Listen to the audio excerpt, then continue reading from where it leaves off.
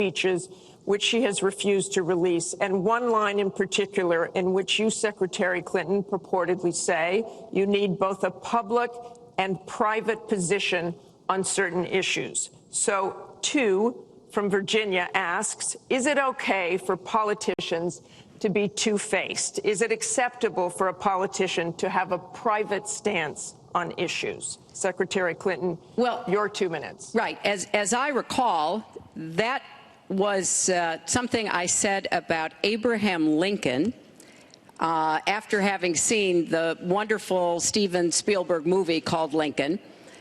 It was a master class watching President Lincoln get the Congress to approve the 13th Amendment. It was principled and it was strategic. And I was making the point that it is hard sometimes to get the Congress to do what you want to do, and you have to keep working at it. And yes, President Lincoln was trying to convince some people. He used some arguments. Convincing other people, he used other arguments. That was a great, I thought, a great display of presidential leadership. But, you know, let's talk about what's really going on here, Martha, because our intelligence community just came out and said in the last few days that the Kremlin, meaning Putin and the Russian government, are directing the attacks, the hacking on American accounts to influence our election. And Wikileaks is part of that, as are other sites where the Russians hack information. We don't even know if it's accurate information, and then they put it out. We have never in the history of our country been in a situation where an adversary, a foreign power, is working so hard to influence the outcome of the election. And believe me, they're not doing it to get me elected. They're doing it to try to influence the election for Donald Trump. Now, maybe because he has praised Putin, maybe because he says he agrees with a lot of what Putin wants to do, maybe because he wants to do business in Moscow. I don't know the reasons. But we deserve answers. And we should demand that Donald release all of his tax returns so that people can see what are the entanglements and the financial relationships we're going to get to that later. That he has Secretary with Clinton, Russians and you're other out of time. foreign powers. Well, I think I should Mr. respond Trump. because it's so ridiculous.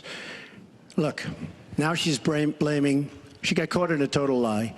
Her papers went out to all her friends at the banks, Goldman Sachs and everybody else. And she said things, WikiLeaks, that just came out.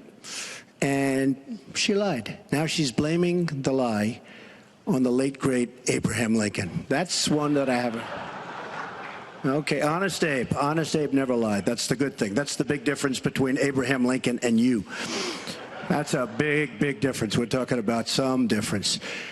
But as far as other elements of what she was saying, I don't know, Putin. I think it would be great if we got along with Russia because we could fight ISIS together, as an example. But I don't know, Putin. But I notice anytime anything wrong happens, they like to say, the Russians. She doesn't know if it's the Russians doing the hacking. Maybe there is no hacking.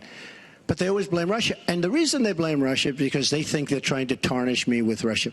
I know nothing about Russia. I know about Russia, but I know nothing about the inner workings of Russia. I don't deal there. I have no businesses there. I have no loans from Russia.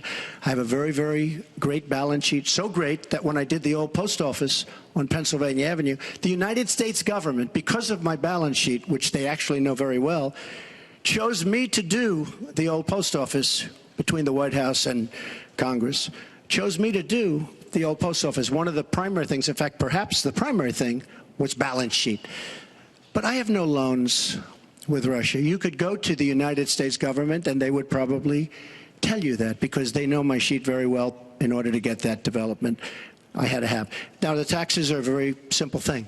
As soon as I have, first of all, I pay hundreds of millions of dollars in taxes. Many of her friends took bigger deductions. Warren Buffett took a massive deduction. Soros, who's a friend of hers, took a massive deduction. Many of the people that are giving her all this money that she can do many more commercials than me took massive deductions. I pay hundreds of millions of dollars in taxes. But as soon as my routine audit's finished, I'll release my returns. I'll be very proud to. They're Thank you, Mr. Trump. We've got we're on a turn, actually, to the topic of taxes. We have a question from Spencer Moss. Spencer?